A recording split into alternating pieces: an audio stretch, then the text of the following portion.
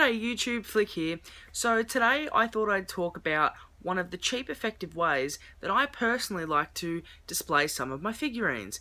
It's pretty simple and fairly inexpensive, and I'm sure that many of you have got or heard of similar ideas to this one, but I figured I'd share it with you anyway. Maybe it'll give you some inspiration for some of your collections. So one of my biggest pet peeves when collecting and wanting to display my figurines, especially the more small, delicate and fragile ones, and I'm sure that there are many collectors out here that would have to agree with me on this, it's dust. Bloody dust. It's like sand. It gets everywhere and it's annoying. Sometimes you just can't get the dust out of those little tiny spaces on the figurines, and in some cases you don't want to touch the figurine because it may come apart. And then you spend the next few hours trying to stay calm and put it back together, and even then it might not look like it's dust free. I have lost count of how many times that's happened to me, and how many hours and my sanity that I have lost trying to deal with this issue of dust. Then one day a friend of mine who was shopping called me up, and she said that she found these $2 cheap plastic display cases, and she thought of me and suggested that I give them a try. So, of course, I agreed. At first glance, you can tell that they're not high quality, and some of the figurines didn't stay standing up well in the display cases. But for what you paid, they were decent, and they did a good job.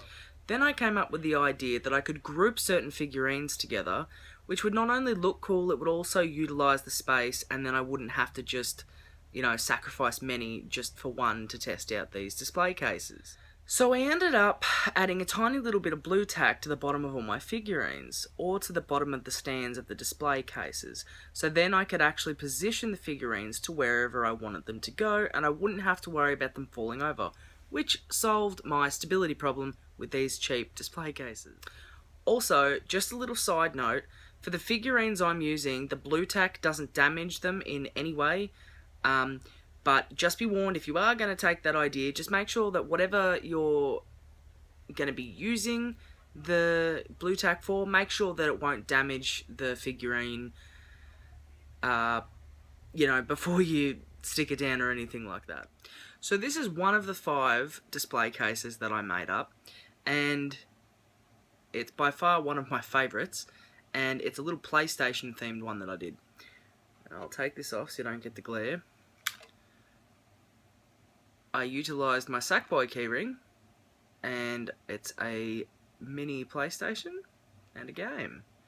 I think that's kind of cool, just keeping the whole, platform of PlayStation in one little thing. And as you can see, because it's so tiny, trying to get dust off of all that stuff is a pain in the ass. So this is really quite handy. And if you do need to dust the outside, well, it's a lot easier than trying to get into all those.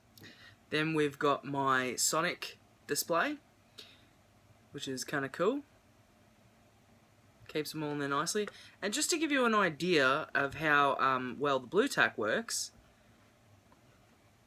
they don't come off. So it's kind of handy if it does get knocked off the shelf or something like that. But yeah, so that's that.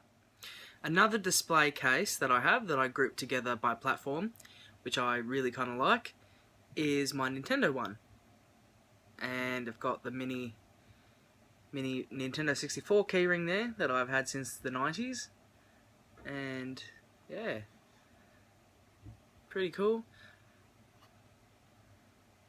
And again, makes it a lot easier that I don't have to try and dust in all the small spaces in that. Now, as I mentioned before about spending hours when you accidentally knock figurines or they come apart or something like that, this next set of display cases that I put together was what I was mainly talking about for me.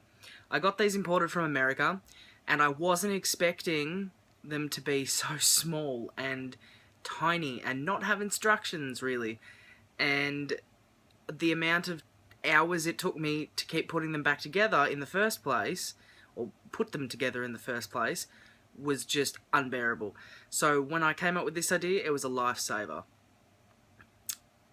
A Nightmare Before Christmas figurines. So I've grouped Jack and Sally and Zero in this, and I love that one a lot. And then for the other Nightmare Before Christmas is this one. Lock, Shock and Barrel were an absolute pain in my ass. They just didn't want to go together. And like I said before, Blue Tack was my saviour with this whole idea I came up with. So that's it, guys. Thanks for watching, and I hope this video gave you some inspiration for your collections or whatever. And remember, keep collecting.